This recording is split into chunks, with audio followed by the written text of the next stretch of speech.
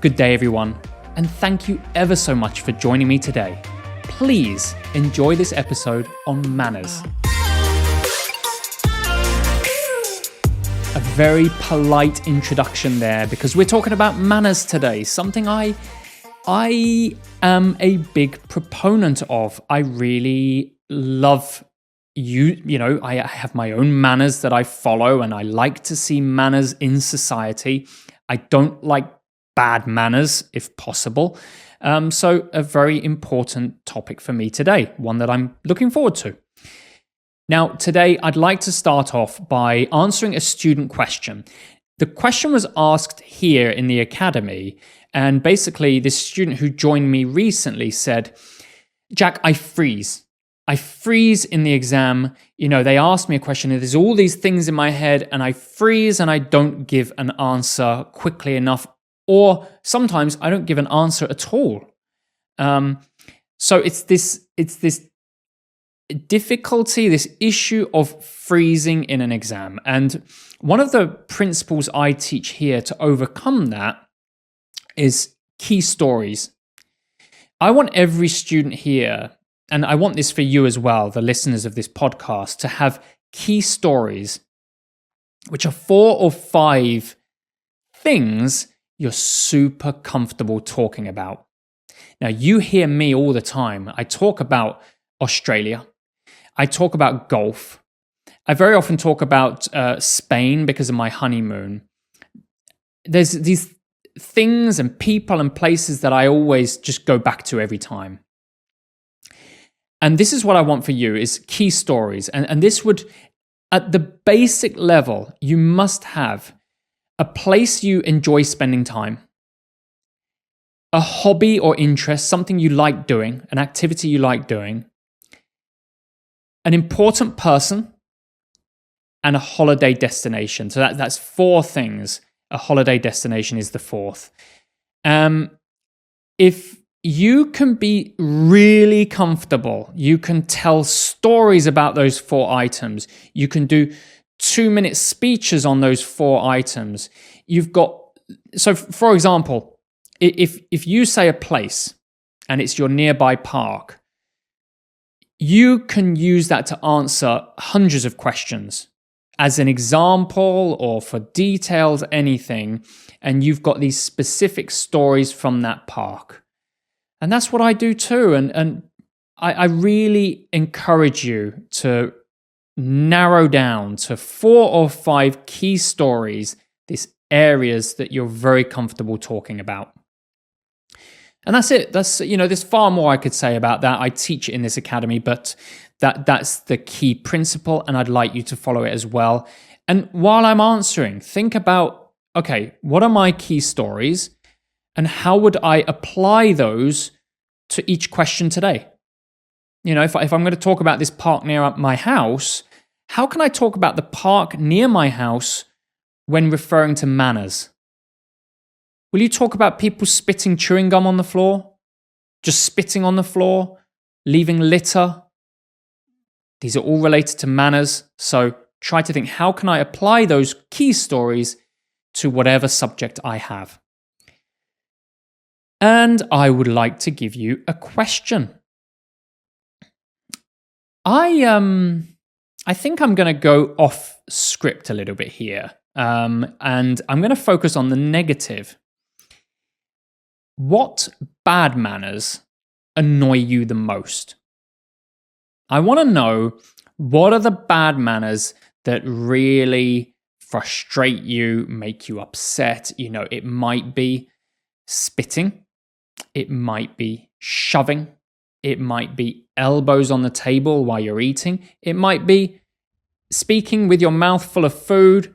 What are the bad manners you hate? I would love to hear from you. I think this is coming up today, so you will hear from me, but please let me know the bad manners you dislike the most. Good. Okay, so as usual, today's episode is exactly aligned with my textbook.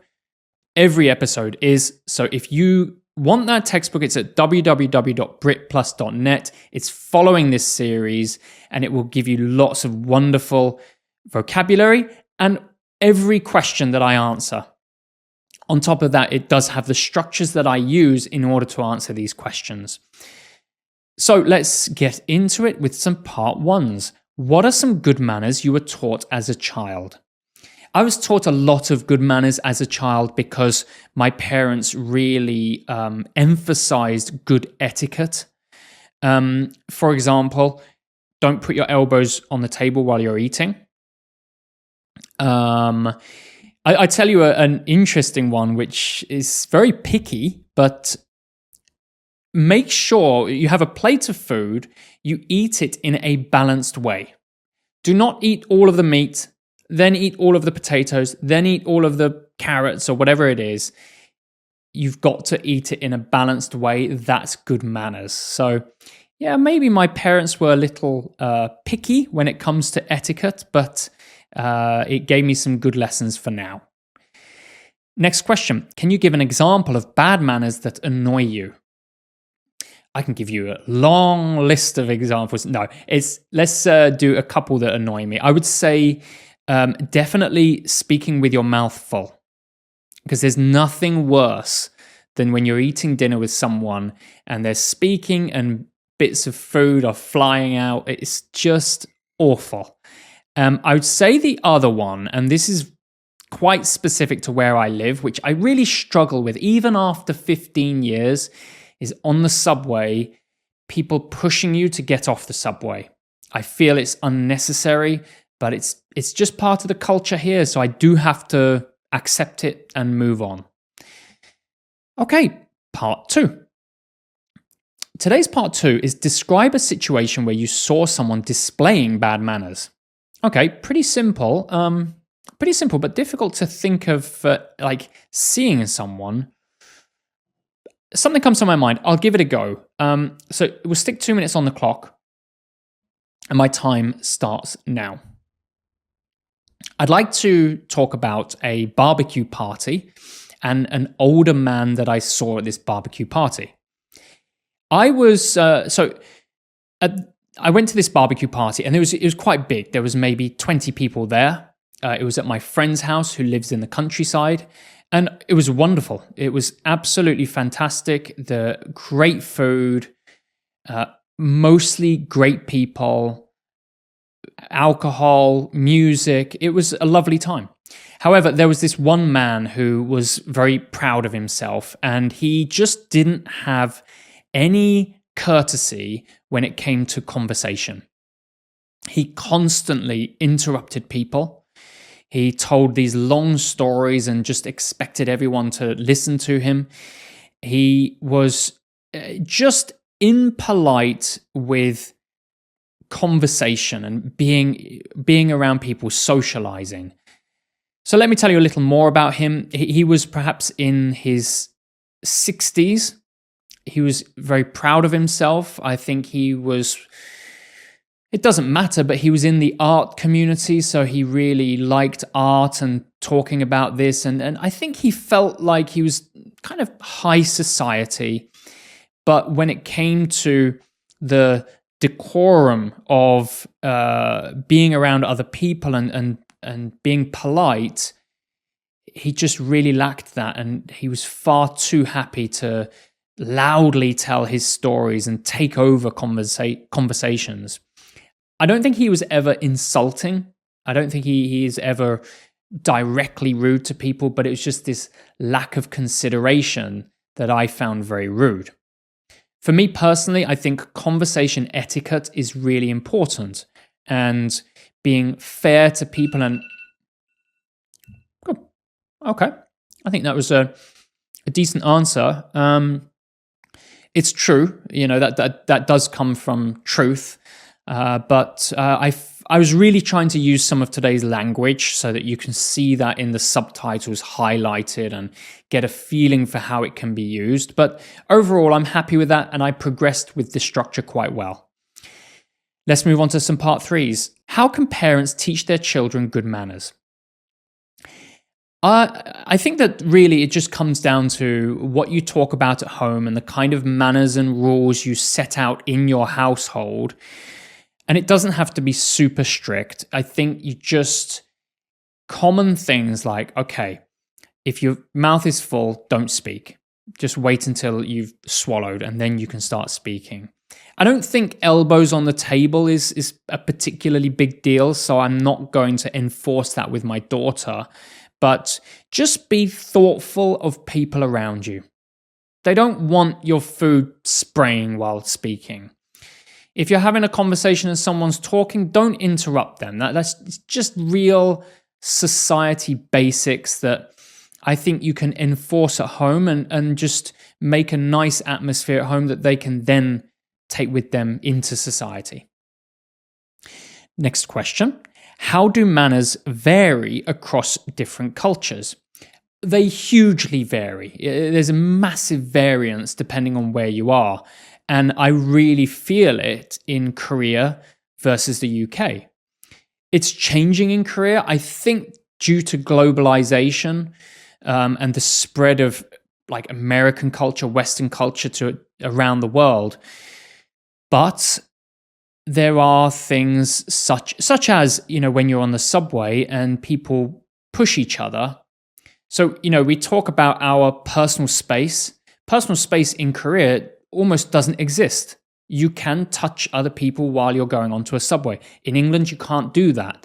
I believe in Scandinavian countries, they keep enormous distances with each other. You can Google pictures of standing in line in Norway, for example, and the space is huge. So there are huge differences. And it's also in reverse as well. So, for example, in Korea, there's a lot of rules and etiquette surrounding drinking alcohol, which I think is really nice. There's some really nice rules that could be adopted in the West. Okay, let's go to the last question. I think these answers are pretty good today. I'm quite happy. Do you think modern technology has affected people's manners? Yes, I definitely feel that when it comes to socializing, I think that people have a shorter attention span in conversation. They have kind of lost some of that conversation courtesy and people interrupt each other more. I would say, I'm not sure if this is true. I certainly feel that I have experienced cases where I've been in a conversation with someone and they've started browsing their phone during the conversation. And in that case, I don't have much tolerance for that. And I think that, when you're with someone, you have to be engaged with them. And if you're not, you're going to insult them. And that's how I feel in that case. I feel quite insulted. So I would say that comes from social media and modern technology. Good. Am I a strict guy? I'm feeling from these answers that I've got quite a lot of manners that I like to keep and I like others to keep, but hopefully I'm not too strict. I try not to be too strict with my daughter, for example. Anyway, that's all done. So manners is done. I thought that was not too hard. And looking at next week, we've got this next topic, mental health, which is, let's say, really important. I don't know if it's going to be hard, depends on the questions, but such an important topic area for everyone. So that's what we're going to do next week. For this week, please study awfully hard and join me next week, next Monday, to talk about mental health. See you then.